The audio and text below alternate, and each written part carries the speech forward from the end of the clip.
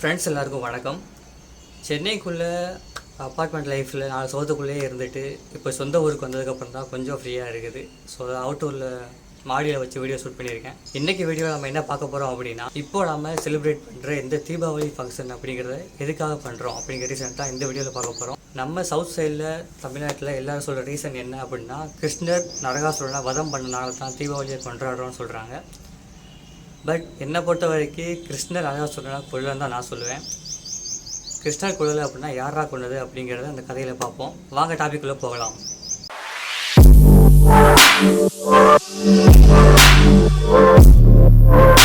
இந்த வீடியோவை முடிஞ்ச அளவுக்கு ஸ்கிப் பண்ணாமல் பாருங்கள். அப்படின்னா தான் அந்த கதை புரியும். ஏன்னா எனக்கே 2-3 தடவை படித்ததுக்கப்புறம் தான் அந்த கோத்ரோ பண்ணதுக்கப்புறம் தான் அந்த கதையை புரிஞ்சுது. ஸோ அதனால தான் நான் சொல்கிறேன், இந்த வீடியோ ஸ்கிப் பண்ணாமல் பாருங்கள். இந்த கதையை நான் ஒரு 4 சாப்டராக சொல்கிறேன். ஃபஸ்ட்டு என்ன அப்படின்னா, பூமாதேவி பூமியில் பாவங்கள் அதிகமாகிடுச்சு, பாவம் செய்கிறவங்க அதிகமாகிட்டாங்க, என்னால் அந்த பூமியை சுமக்க முடியல அப்படின்னு சொல்லி திருமால் கிட்ட போய் சொல்கிறாங்க.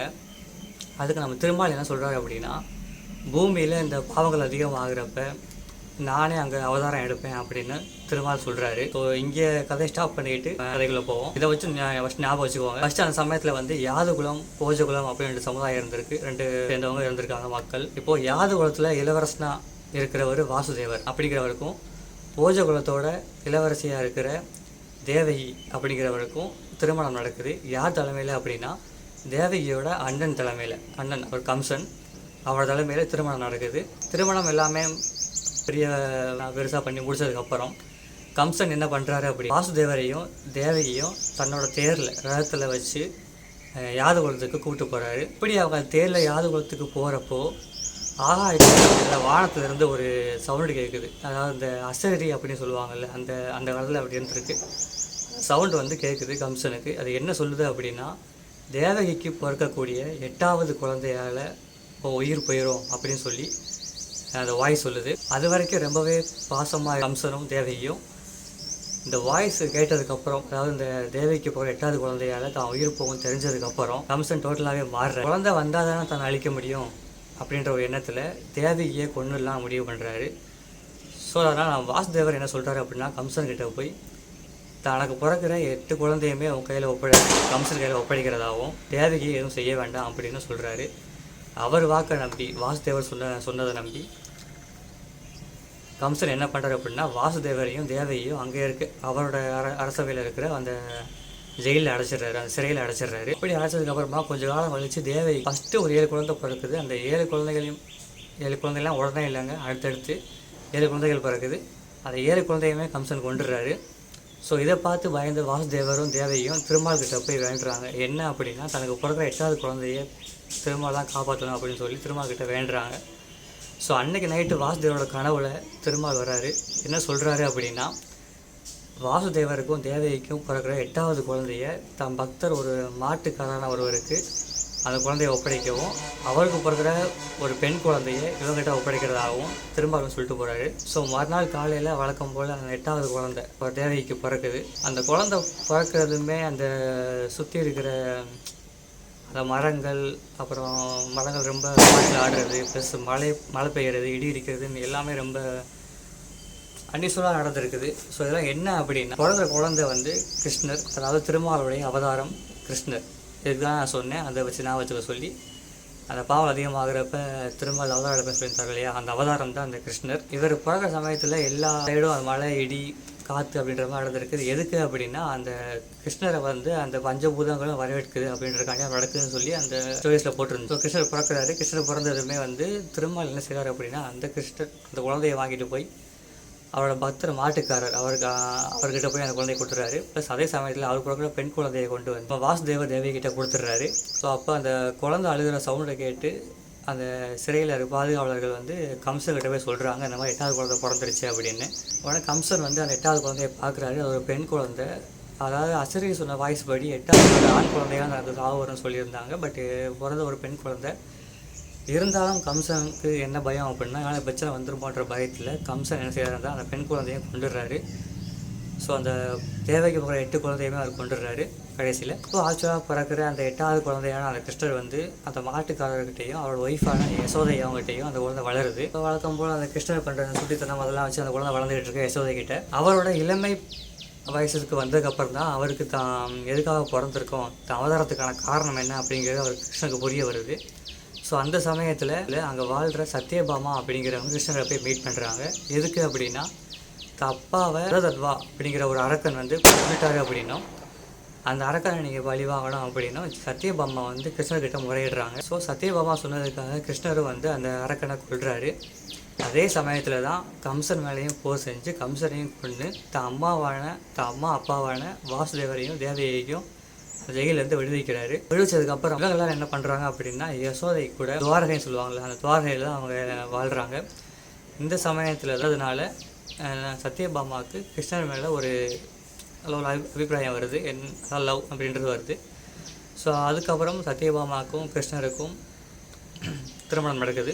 திருமணம் நடந்து முடிஞ்சு துவாரகையில் ரெண்டு பேருமே வாழ்கிறாங்க. ஸோ இந்த சமயத்தில் அங்கே இருக்க மக்கள் தேவர்கள் எல்லாரும் சேர்ந்து கிருஷ்ணர்கிட்ட வந்து சொல்கிறாங்க, என்ன அப்படின்னா, நரகாசுரன் அப்படின்ற ஒரு அசுரன் இருக்கிறதாகவும் தங்களுக்கு ரொம்ப கொடுமை செய்கிறதாகவும் கிருஷ்ணர்கிட்ட வந்து முறையிடுறாங்க. இது வரைக்கும் இந்த கிருஷ்ணர் கதையை பார்த்தாச்சு. இப்போ நரகாசுரன் அப்படின்றவர் எப்படி வந்தார்ன்ற கதையை பார்ப்போம். திருமால் பூமாதேவி அந்த காலகட்டத்தில் இருந்தவர் தான் அந்த காசிபா முனிவர் அப்படின்றவரும் திதி அப்படின்றவங்களும்.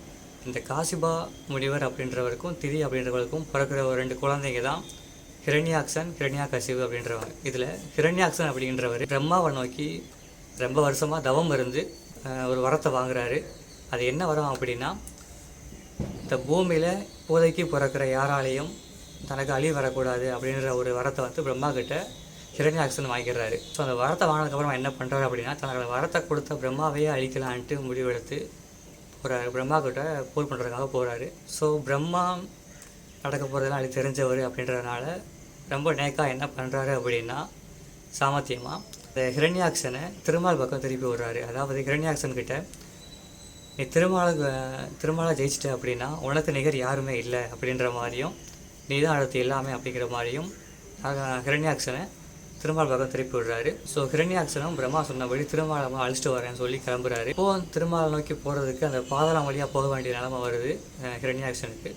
ஸோ என்ன பண்ணா, பாதாளம் வழியாக இறங்கி திருமாலை விடுறதுக்காக போகிறாரு. இப்படி போகிற சமயத்தில் அது வழி தெரியல, அதாவது பாதாளத்துக்குள்ளே போனால் வழி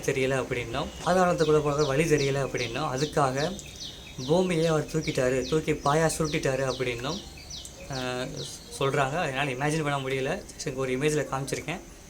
ஸோ நீங்களும் அதை பார்த்துக்கோங்க, இந்த மாதிரி இருந்துக்கலாம் அப்படின்னு.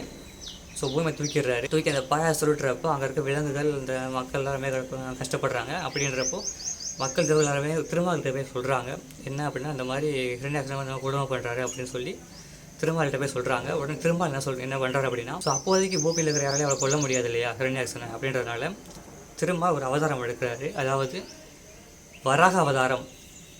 இந்த பன்றி அப்படின்னு சொல்லுவாங்க, காட்டு பன்றி, இந்த மாதிரி கொம்புலாம் வச்சு அந்த மாதிரி வராக அவதாரம் ஒரு அவதாரம் எடுக்கிறாரு. இந்த அவதாரம் எடுத்து ஹிரண்யாக்ஷனை கொல்றாரு வராக அவதாரத்தில்.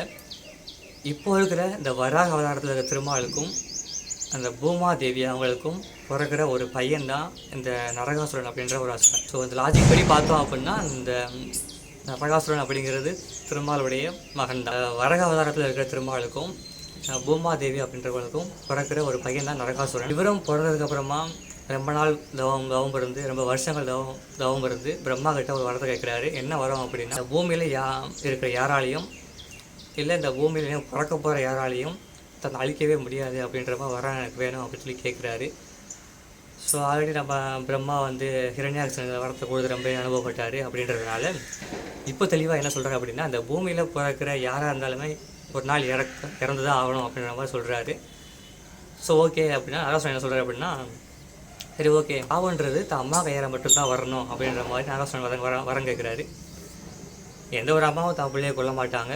ஸோ அதனால் அந்த ஒரு தைரியத்தில் நரகாசுரன் தன்னோட அம்மா கையால் மட்டும்தான் தனக்கு மரணம் வரணும் அப்படின்ற வரத்தை கேட்குறாரு. பிரம்மாவும் அந்த வரத்தை கொடுத்துட்றாரு. எப்படி கொடுக்குறாரு அப்படின்னா, நம்ம கிருஷ்ணர் அப்படின்ற ஒரு கேரக்டரை மனசில் வச்சுக்கிட்டு இந்த வரத்தை கொடுக்குறாரு. ஸோ இந்த வரத்தை வாங்கினதுக்கப்புறமா நரகாசுரனோட அந்த வில்லத்தனம் அப்படின்றது ரொம்ப அதிகமாகிடுது. அதாவது எல்லாத்தையும் கொடுமை செய்ய ஆரம்பிக்கிறாரு. தேவர்கள், மக்கள் எல்லாத்துக்குமே ரொம்ப கொடுமை செய்ய ஆரம்பிக்கும். ஸோ இதுதான் நரகாசுரன் பிறந்த கதை. இப்போ தான் அந்த கிருஷ்ணர் கதையும் இந்த நரகாசுரன் கதையும் பட்டனை சேர்க்க போகிறோம்.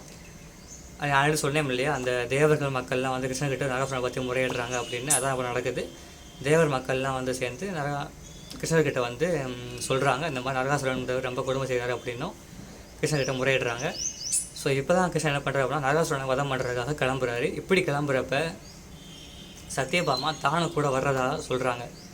இங்கே ஒரு விஷயம் புரிஞ்சுக்கிடணும், என்ன அப்படின்னா சத்யபாமா அப்படின்றவங்க வேறு யாரும் கிடையாது, பூமாதேவியோட அவதாரம் அப்படின்றதான் சத்யபாமா. ஆக்சுவலாக திருமாலுடைய அவதாரம் கிருஷ்ணர், அதே மாதிரி பூமாதேவியோட அவதாரம் சத்யபாமா. ஸோ கிருஷ்ணர் வந்து போர் கிளம்பும் சத்யபாமா வரேன்னு சொல்கிறாங்க.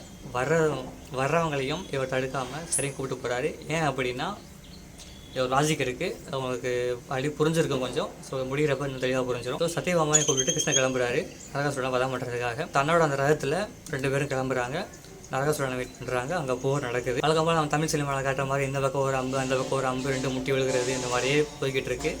ஒரு சமயத்தில் கிருஷ்ணர் நரகாசுரனை சுற்றி இருக்கிற எல்லாத்தையுமே கொட்டுறாரு, நரகாசுரன் மட்டும் நிற்கிறாரு. இந்த பக்கம் நம்ம கிருஷ்ணரும் சத்யபாமாவும் இருக்கிறாங்க. ஸோ இந்த சமயத்தில் நரகாசுரன் என்ன சொல்கிறார் அப்படின்னா கிருஷ்ணரை ரொம்பவே வார்த்தையால் ரொம்பவே கேவலமாக சொல்லியிருக்காரு. சொல்லக்கூடாத வார்த்தைகள்லாம் சொல்லி ரொம்பவே கேவலமாக சொல்லியிருக்காரு. ஸோ இதை பார்க்குறப்ப சத்யபாமாவுக்கு ரொம்பவே கோவம் வருது. ஆனால் கிருஷ்ணன் அமைதியாக தான் நிற்கிறேன். ஏன் அப்படின்னா அவரோட ஒரு விளையாட்டு அதெல்லாம் சொல்லுவாங்கல்ல, அந்த கிருஷ்ணன்ற ஒரு லீலைகளின் மன்னன் அப்படின்னு, அவர் பண்ணுற ஒரு லீலை அப்படி தான் இருந்தது. அதாவது அமைதியாக நிற்கிறாரு. சத்யபாமாவுக்கு கோவம் வருன்றதுக்காண்டி இவர் அமைதியாக நிற்கிறாரு. நரகாசுரன் என்ன சொன்னாலும் எதுவுமே ரியாக்ஷன் பண்ணாமல் கிருஷ்ணன் அப்படியே நிற்கிறாரு. சத்யபாமாவுக்கு கோவம் அதிகமாகிட்டே போகுது. ஒரு லெவலுக்கு மேலே சத்யபாமா என்ன சொல்கிறாங்க அப்படின்னா கிருஷ்ணர்கிட்ட இதுக்கு மேலே நீங்கள் அமைதியாக இருந்தால் நல்லதில்லை அப்படின்னு சொல்லி சத்யபாமா கிருஷ்ணர்கிட்ட சொல்கிறாங்க. ஸோ அதுக்கப்புறம் தான் போக ஆரம்பிக்குது. கிருஷ்ணர் வந்து வழக்கம் போல் அம்பெடுத்து நரகாசுரன் மேலே எய்ம் பண்ணுறாரு. ஸோ அதனால் எதுவும் நரகாசுரனுக்கு ஆகலை. நரகாசுரன் என்ன பண்ணுறாரு அப்படின்னா அவர் ஒரு அம்பை எடுத்து கிருஷ்ணன் மேலே ஏவுறாரு. அந்த அம்பு வந்து தான் மேலே படாட்டியும் தான் மேலே பட்ட மாதிரியும் ஸோ தான் வாங்கி விழுந்த மாதிரி கிருஷ்ணன் வந்து ஒரு ஆக்டிங் பண்ணுறாரு. எதுக்கு அப்படின்னா சத்யபாமாவை உள்ளே கொண்டு வர்றதுக்காக. ஸோ அந்த இடத்துல கிருஷ்ணன் வந்து மயங்கி விழுகிறாரு. தமிழ் அம்பு பட்ட மாதிரி பட்ட மாதிரி மயங்கி வளர்த்துறாரு. ஸோ இந்த சமயத்தில் சத்யபாமாவுக்கு ரொம்பவே கோவம் வந்துடுது. கோவம் வந்து தான் கையில் இருக்கிற அம்பை எடுத்து நரகாசுரன் மேலே எய்ம் பண்ணுறாங்க. ஸோ கிருஷ்ணரை கொண்டுட்டோம், சத்யபாமா நம்ம மேலே எய்ம் பண்ணாலும் ஒன்றும் நடக்காது, நமக்கு சாவு வராது அப்படின்றத நரகாசுரன் நினச்சிக்கிட்டு ரொம்பவே சந்தோஷமாக அந்த சத்யபாமா கூடுற அம்பு வந்து தன் நோக்கி வரன்னு தெரியாமல் அதை தடுக்காமல் அந்த சந்தோஷம் என்ஜாய் பண்ணிக்கிட்டு இருக்காரு. ஸோ அப்போ தான் சத்யபாமா விட்ட அம்பு வந்து நரகாசுரன் மேலே பாயுது. பாஞ்சதுமே வந்து நரகாசுரன் கீழே விழுகிறாரு. ஸோ அந்த இறக்குற அந்த நிலைமைக்கு போகிறாரு. அப்படின்றப்ப தான் நரகாசுரனுக்கு புரியுது என்ன அப்படின்னா பூமாதேவியோட அவதாரம் அப்படி தான் சத்யபாமா அப்படின்னும், சத்யபாமான்றவங்க அசுவரோட அம்மா அப்படின்றது நரகாசுரனுக்கு அப்போ தான் புரியுது. அதே சமயத்தில் தான் சத்யபாமாவுக்கும் நரகாசுரன் அப்படின்றது தன்னோட மகன் அப்படின்றது புரியுது. அந்த இறக்குற சமயத்தில் தான் புரியுது. ஸோ இதுதான் அந்த நம்ம கிருஷ்ணனோட விளையாட்டு. ஸோ தன்னால் கொல்ல முடியாது, சத்யபாமா தான் முடியும் அப்படின்றதுனால கிருஷ்ணன் வந்து இந்த மாதிரி வாங்கி கொடுக்குறாரு. வழக்காக எதிர்பார்த்தாமல் சத்யபாமா கோவம் வருது. கோவம் வந்து அம்பை எய்ம் பண்ணுறாங்க, நரகாசுரனை கொல்றாங்க. ஸோ இதனால தான் நான் முதல்ல சொல்லியிருந்தேன், கிருஷ்ணர் வந்து நரகாசுரனை கொல்லலை, கிருஷ்ணரோட பிளான் தான் இது. கொன்னது வந்து சத்யபாமா தான் ஆக்சுவலாக. ஸோ அந்த இறக்குற சமயத்தில் தான் உயிர் பிரிகிற சமயத்தில் நரகாசுரன் வந்து கிருஷ்ணர்கிட்டையும் சத்யபாமாக்கிட்டையும் ஒரு வேண்டுகோளை கேட்குறாரு. என்ன அப்படின்னா தான் இருக்கிற வரைக்கும் மக்களுக்கு ரொம்பவே கொடுமை செஞ்சுட்டதாகவும் தான் இறக்குற இந்த நாளை வந்து மக்கள் எல்லாருமே இந்த உலகமே வந்து மகிழ்ச்சியான நாளாக கொண்டாடணும் அப்படின்னும் கிருஷ்ணர்கிட்டையும் சத்யபாமாக்கிட்டையும் சொல்லிக்கிறாரு. அவரோட வேண்டுகோளுக்காக கிருஷ்ணரும் சத்யபாமாவும் என்ன முடிவு பண்ணுறாங்க அப்படின்னா இந்த ஒரு நாள், அதாவது நரகாசுரன் இறந்த இந்த ஒரு நாளை தீப ஒளி திருநாளாக இந்த உலகம் ஃபுல்லாக கொண்டாடுவாங்க அப்படின்னு சொல்லி அவர் கேட்குற அந்த வேண்டுகோளை நிறைவேற்றுறார். ஸோ இந்த ஒரு காரணத்தினால தான் நம்ம தீபாவளி அப்படின்ற அந்த ஃபங்க்ஷனை கொண்டாடுறோம். இப்போ உங்களுக்கு ஐடியா வந்திருக்கும்னு நினைக்கிறேன், தீபாவளி நம்ம ஏன் கொண்டாடுறோம் அப்படின்றது. ஃப்ரெண்ட்ஸ், இதுதான் நம்ம தீபாவளி செலிப்ரேட் பண்ணுறதுக்கான ரீசன். அண்ட் இன்றைக்கி வீடியோவில் நம்ம ஒரு பழமொழி பார்க்க போகிறதில்ல, அதுக்கு பதிலாக நம்ம கலாச்சாரத்தில் ஃபாலோ பண்ணுற ஒரு விஷயத்தை நான் சொல்ல போகிறேன். இது ஃபங்க்ஷன் டைம் அப்படின்றதால ரொம்ப விருதுகள் நடக்கும் அப்படின்றதுனால இதை நான் சொல்கிறேன். இது என்ன அப்படின்னா, வழக்கமாக நம்ம தமிழ் கலாச்சாரத்தைப்படி வீட்டுக்கு வந்தாங்க அப்படின்னா வாழை இலையில் விருந்து வைக்கிறது நம்ம வழக்கம். எல்லா ஃபங்க்ஷன்லையும் வாழை இலையை வச்சு தான் விருந்து வைப்பாங்க. ஸோ இந்த வாழை இலையை வந்து சாப்பிட்டு முடித்து எடுக்கிறது வந்து சாப்பிட்டு நம்மளே எடுத்தால் இது ஒரு பாவம் அப்படின்னு சொல்லி ஒரு நம்மளுக்கு சொல்லப்படுது. ஆக்சுவலாக அது வந்து பாவம் கிடையாது. இது ஏன் இப்படி சொன்னாங்க அப்படின்னா, அது வாழை இலையில் விருந்து அப்படின்றது ஏதாவது ஃபங்க்ஷன் டைம் இல்லை ஒரு இந்த கல்யாணம் இல்லை ஒரு நல்ல நாள் அந்த சமயத்தில் தான் அந்த மாதிரி விருந்து வைப்போம். வைக்கிறப்போ அந்த ஃபங்க்ஷன் வைக்கிறவங்களுக்கும், அதாவது விருந்து கொடுக்குறவங்களுக்கும் அந்த விருந்தை ஏற்றுக்கிறவங்களுக்கும் எந்த ஒரு பிரச்சனையும் வந்துடக்கூடாது அப்படின்றதுக்காக தான் இந்த மாதிரி சொல்லி வச்சுருக்காங்க. இதனால் என்ன பிரச்சனை வரப்போகுது அப்படின்னு கேட்குறீங்க. அதாவது என்ன அப்படின்னா, விருந்து பரிமாறுறவங்க, அதாவது சாப்பாடெல்லாம் வைக்கிறவங்க, அவங்களே தான் வாழையில எடுக்கணும், நம்ம எடுத்தோம் அப்படின்னா ஒரு பாவம் அப்படின்ற மாதிரி ஒரு நடைமுறை சொல்லப்பட்டுருக்கு. ஆக்சுவலாக நம்ம சாப்பிட்டு முடித்து நம்ம அந்த இலை எடுக்கும்போது ஒரு சிலர் எடுக்க தெரியாமல் எடுத்தாங்க அப்படின்னா அந்த இலை கிழிஞ்சிரும். ஸோ நம்ம கொண்டு போகிறப்ப அந்த இலை கிழிஞ்சு அதோட சாப்பாடுலாம் கீழே விழுந்து அது ஒரு வேளைக்கு 2 வேளையாக அமைஞ்சிரும். ஸோ அந்த சமயத்தில் என்ன நடக்கும் அப்படின்னா, நேச்சுரலாக அதாவது 4 பேர் வருவாங்கல்ல, இந்த சொல்லுவாங்க வழக்கமாக, இந்த 4 பேர் 4 தான் பேசிடுவாங்க அப்படின்ட்டு. அந்த 4 பேர் நம்பி தான் அந்த மாதிரி மாறிட்டுருக்கு. என்ன அப்படின்னா, சாப்பிட்டு முடிச்சு நம்ம இலையை எடுத்து போகிறப்ப அது சப்போஸ் கிழிஞ்சிருச்சு இல்லை ஏதாவது கொட்டிருச்சு கீழே போட்டோம் அப்படின்னா, அந்த பக்கம் இருக்கிறவங்க விருந்து வைக்கிறவங்க சைடில் இருக்கிற 4 பேர் என்ன சொல்லுவாங்க அப்படின்னா, சாப்பாட்டை இலையை கூட ஒழுங்காக எடுக்க தெரியல அப்படின்ற மாதிரி சொல்லுவாங்க. கரெக்டாக அந்த மாதிரி சொல்லுவாங்க. இதே சமயத்தில் அவங்க சாப்பிட்டவங்க சைடில் இருக்கிறவங்க என்ன சொல்லுவாங்க அப்படின்னா, இவ்வளோ விருந்துலாம் வைக்கிறவங்க சாப்பிட்ற சாப்பாடை எடுக்கிறதுக்கு ஒரு ஆள் போட தெரியலையா அப்படின்ற மாதிரி அவங்க ஒரு வார்த்தை பேசுவாங்க.